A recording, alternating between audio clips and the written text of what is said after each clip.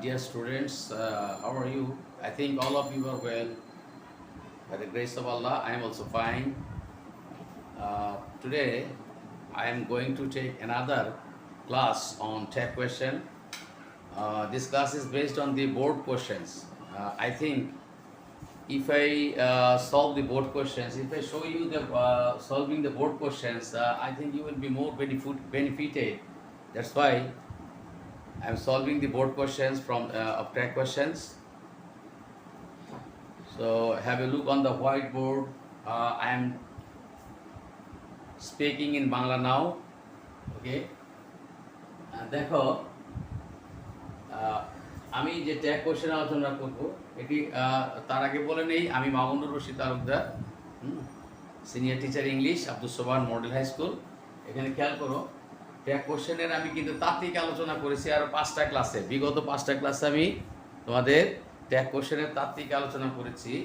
আজকে আমি তাত্ত্বিক আলোচনার নিয়মকানুনগুলো উদাহরণসহ বোঝানোর চেষ্টা করেছি। আজকে আমি বোর্ড কোশ্চেনগুলো সলভ করাবো, কীভাবে তোমরা বোর্ড কোশ্চেন সলভ করবে। এটি ক্লাসটি মূলত ক্লাস 9-এর জন্য নিচ্ছি আজকে, কিন্তু এটি ক্লাস 10-এর ছাত্ররাও দেখলে সমস্যা নাই, তারাও উপকৃত হবে। both the class will be benefited from this class. আমি এখানে দেখো ঢাকা বোর্ড 2020 সালের ট্যাগ কোশ্চেনগুলো তোমাদের সলভ করাচ্ছি। ঢাকা বোর্ডে 2020 সালের কোশ্চেন আমি এটা বোর্ডে লিখেছি। দেখো প্রথম সেন্টেন্সে দেখো, let's have a walk outside the farm.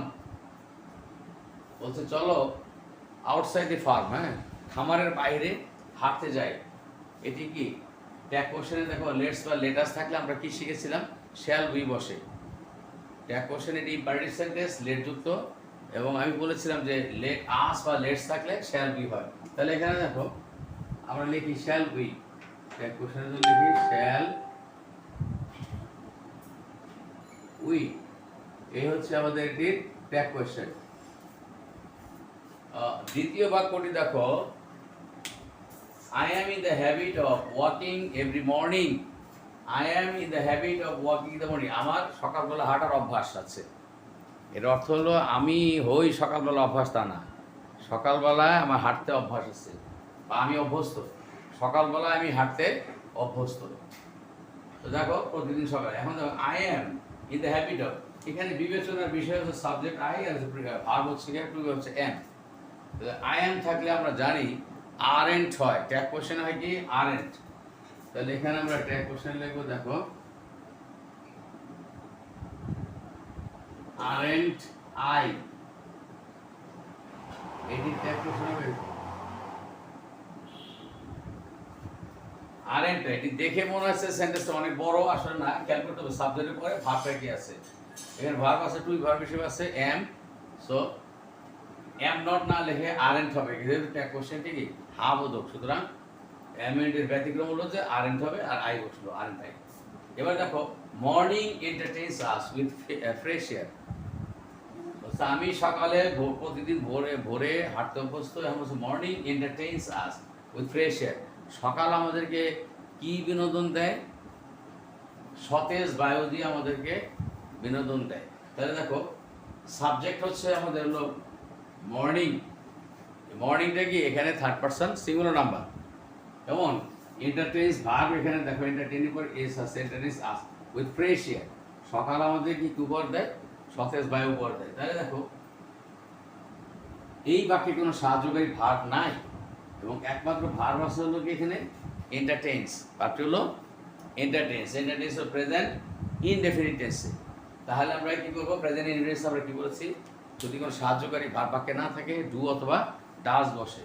আমাদের সাবজেক্ট যেহেতু এখানে থার্ড পারসন, তাহলে আমরা এখানে কি লিখবো, প্রথমে আমরা লিখবো ডাজ, দেখবো ডাজ, ডিওইএস ডাজ দেখলাম।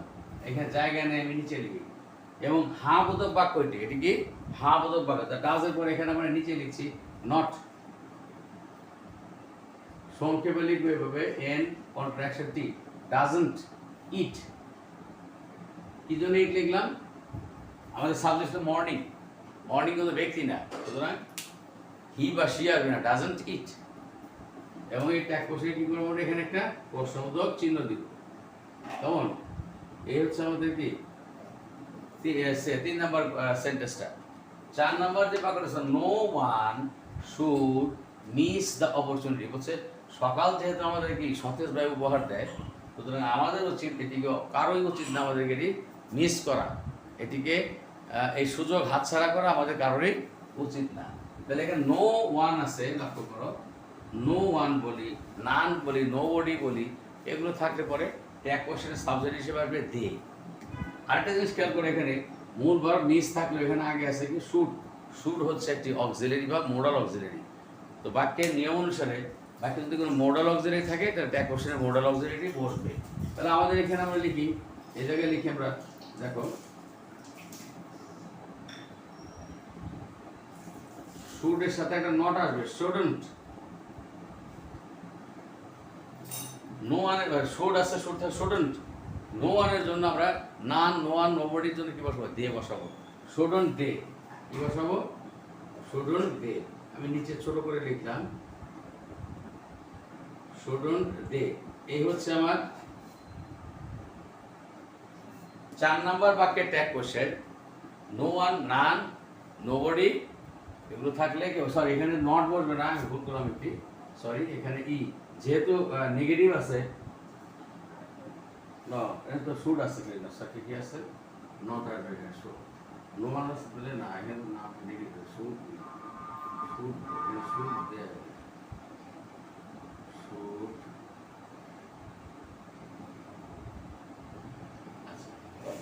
দেখো এখানে নো ওয়ান আছে তাহলে নো ওয়ানের ভিতরে না বোধক কথাটা চলে আসে সেই জন্য শুডের সাথে নট আসবে না শুড দে শুড দে এবার দেখো 5 নাম্বার কাছে have a try to form this habit of morning walk বলছে সবাইকে বলছে চেষ্টা করো এই অভ্যাসটি গড়ে তোলা কি সকালবেলা হাঁটার হ্যাভ এ ট্রাই এখানে হ্যাভ ভার্বটা আগে আসছে এটা ইম্পারেটিভ সেন্টেন্স আছে ইম্পারেটিভ সেন্টেন্স যেমন যদি গো দেয়ার কাম হিয়ার ওপেন দি বুক এগুলো থেকে আমরা কি লিখতাম উইল ইউ অথবা ওন্ট ইউ লিখতাম এখানে আমরা ওই দুইভাবেই করতে পারি হ্যাভ এ ট্রাই চেষ্টা করো হ্যাঁ টু ফর্ম গঠন করতে দিস হ্যাবিট এই অভ্যাসটি অফ মর্নিং ওয়াক এই সকালে হাঁটার এই অভ্যাসটি গড়ে তোলার চেষ্টা করো তাহলে এখানে খেয়াল করো এটাও ইম্পারেটিভ সেন্টেন্স লেট যুক্ত নাই তাহলে আমরা এখানে কি করবো দেখো এক কোশ্চেনে উইল ইউ অথবা won't you W won't you এখানে উইল ইউ অথবা আমরা ওন্ট ইউ বসাতে পারি এই সিস্টেমেটিকে আমাদের ট্যাগ কোশ্চেন করা যায় তো এই ছিল আমাদের হচ্ছে ঢাকা বোর্ডের 5টি ট্যাগ কোশ্চেন আমি আরেকটি বোর্ডের তোমাদের ট্যাগ কোশ্চেন দেখাই এরপরে তো 20 সালে অন্য একটি বোর্ডের ট্যাগ কোশ্চেন আমাদেরকে মূল টার্গেট কি আমাদের বোর্ডের প্রশ্নগুলো সলভ করা কারণ বোর্ড প্রশ্ন সলভ করলে আমাদের কাছে কি ট্যাগ কোশ্চেন সহজ হবে এবং এটি এমন একটি আইটেম যে 5-এর মধ্যে 5ই পাওয়া যায় এখন তো 7টা থাকবে রিভাইজ সিলেবাসে যারা এবার 10ম শ্রেণীতে তাদের থাকবে 7টা কিন্তু যারা 9ম শ্রেণীতে তাদের এখনো শর্ট সিলেবাসের কথা বলা যাবে না তাদের ধরে নিতে হবে যে তাদের 5টাই থাকতে পারে তো এটা 20 সালে ঢাকা বোর্ডে 5টাই আসছিল আমরা সেই 5টি সলভ করলাম এবং এখন আমরা অন্য একটি বোর্ডে যাই 20 সালে আরেকটি বোর্ডে যাই দেখো এরপরে আছে রাজশাহী বোর্ডের 20 সালে কোশ্চেন কেমন you surely fail if you fail to plan Rajshahi বোর্ডের সেন্টেন্স দিয়েছে রাজশাহী বোর্ড আর যে রাজশাহী বিদ্যা বোর্ড প্রথম সেন্টেন্সটি যেটি দিয়েছে আমরা দেখি কি লিখেছে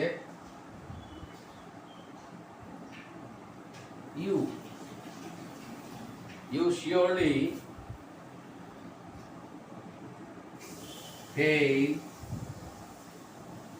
surely fail তুমি নিশ্চিতভাবে অকৃতকার্য হবে ব্যর্থ হবে if you fail to plan if you fail to plan এই আছে আমাদের হলো সেন্টেন্সটি তো দেখো এটি একটি complex sentence if you fail if you surely fail তুমি নিশ্চিতভাবে ফেল করবে হচ্ছে কেন if you fail to plan যদি তুমি পরিকল্পনা করতে ব্যর্থ হও। আমরা এটাকে যদি আগে লিখি যে if you fail to plan, হ্যাঁ, ইউ শিওরলি ফেল, এটা মনে লিখতে তুমি নিশ্চয়ই ফেল করবে, কথা একই। এখন প্রথম নিয়ম হচ্ছে আমাদের কমপ্লেক্স সেন্টেন্স থাকলে সাবঅর্ডিনেট প্রিন্সিপাল ক্লজ যেটি আমাদের প্রিন্সিপাল ক্লজ যেটি সেটি ট্যাগ কোশ্চেন করা।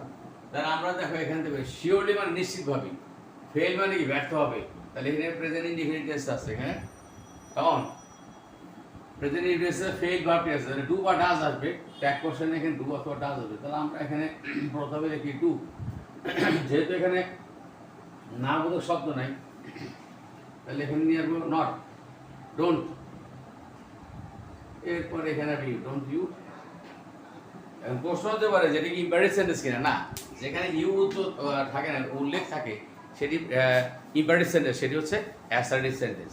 আবার আরেকদিকে এটি কি কমপ্লেক্স সেন্টেন্স। কমপ্লেক্স সেন্টেন্সের নিয়ম হচ্ছে প্রিন্সিপাল ক্লজ যেটি সেটি ট্যাগ কোশ্চেনকে করা, সেটি ভার্ব ধরে ট্যাগ কোশ্চেন করা। আমরা এখানে ভার্ব হলো ফেইল, এই ফেইল ভার্বের আলোকে ট্যাগ কোশ্চেন করলাম। ফেইল ভার্ব প্রেজেন্ট ইনহিবিটেন্স, সেজন্য ডু আসলো, না বোধক কোনো কথা নাই সেজন্য নট আসলো, সংক্ষেপে ডোন্ট, আর সাবজেক্ট ইউ প্রোনাউন হিসেবে ইউ বসলো। এই ছিল রাজশাহী বোর্ডের প্রথম সেন্টেন্সটি। এবার দ্বিতীয় সেন্টেন্সটি দেখে আবার কি আছে রাজশাহী বোর্ডের দ্বিতীয় বাক্যটি। A good plan scarcely lets you fail. বলছে a good plan scarcely, S-C-A-R-C-E-L-Y, scarcely, a good plan scarcely lets you fail, lets you fail। এখন এখানে তোমাদের কাছে কনফিউশন থাকতে পারে যে লেটাস বা লেটস থাকলে কি শ্যাল উই বসে, এটি সেই বিষয় না। এখানে বলছে সাবজেক্ট হচ্ছে কি এ গুড প্ল্যান, হ্যাঁ, স্ক্যারসলি, হার্ডলি এগুলো নেগেটিভ শব্দ।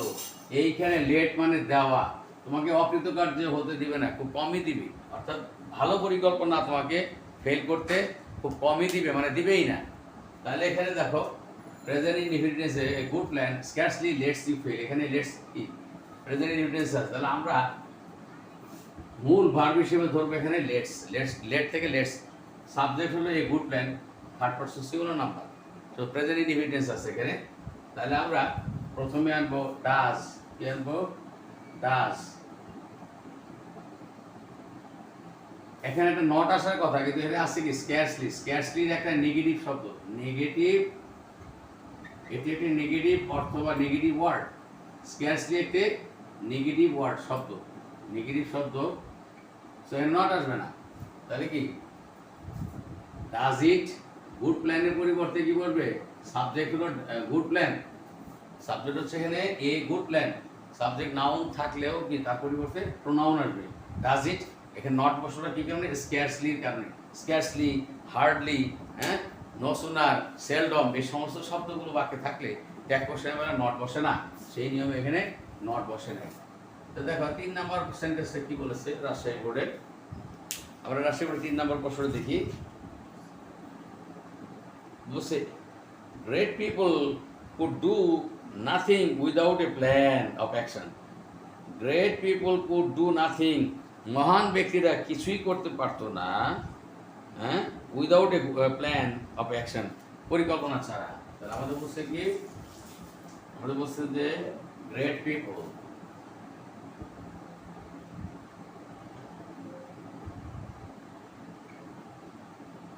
great people could, C-O-U-L-D, could, modal verb একটি, great people could do nothing, great people could do nothing without a plan, without a plan of action, বা without a plan of action, আমি সংক্ষেপে প্ল্যানটাই লিখলাম, plan of action আছে এখানে জায়গা নেই, তাই প্ল্যান অফ অ্যাকশনে শুধু প্ল্যানই লিখলাম। গ্রেট পিপল হলো সাবজেক্ট, কুড ডু নাথিং, হ্যাঁ, without a plan, sorry without আছে একটা, সরি এখানে আছে without, nothing without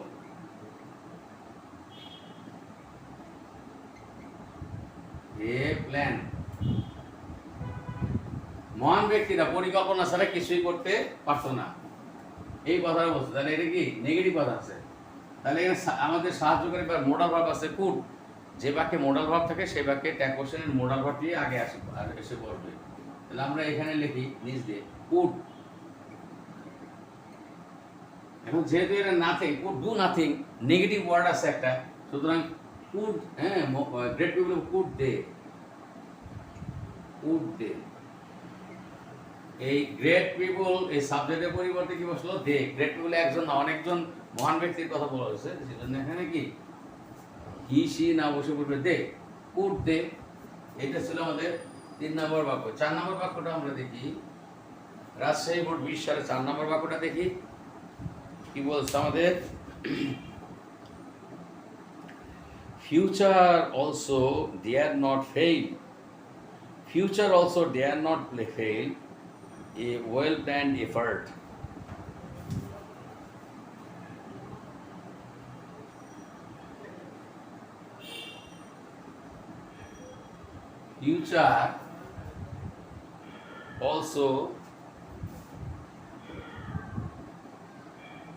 Future also dare not, future also dare not dare not fail.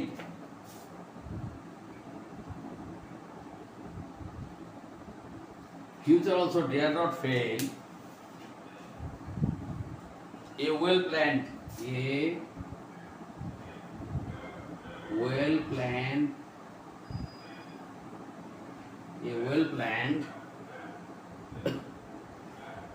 effort.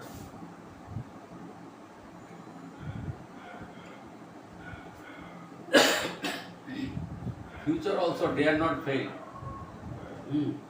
ভবিষ্যৎ কখনোই সাহস করতে না ব্যর্থ হতে। কি এ ওয়েল প্ল্যান্ড এফোর্ট, একটি, তার মানে কি একটি সুপরিকল্পনার পরিকল্পনার চেষ্টা যদি থাকে তাহলে ভবিষ্যৎ তার কখনোই কি ফেল করবে না। এখন দেখো এখানে সাবজেক্ট হয়েছে বাক্যের ফিউচার ভবিষ্যৎ, আর ডেয়ার নট বসছে। তোমরা মনে রেখো নিড এবং ডেয়ার বাক্যে কখনো কখনো মূল ভার্ব হিসেবে বসে, কিন্তু এখানে কি মোডাল ভার্ব হিসেবে বসছে। কি জন্যে? ডেয়ারের সাথে এবং নিডের সাথে যখন নট থাকবে তখন ডেয়ার্স হয় না কখনোই, ডেয়ার্স নট বা নিডস নট হয় না, এটা মনে রাখতে হবে। ইনফ্লেকশন হয় না ভার্বের। তাহলে future also dare not fail, এইটুকু ট্যাগ কোশ্চেন হবে। তাহলে